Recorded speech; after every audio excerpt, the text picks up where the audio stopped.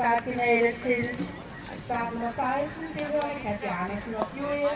Start nummer 17, Tine Kruse Nielsen og Oda Tiffany holder klar.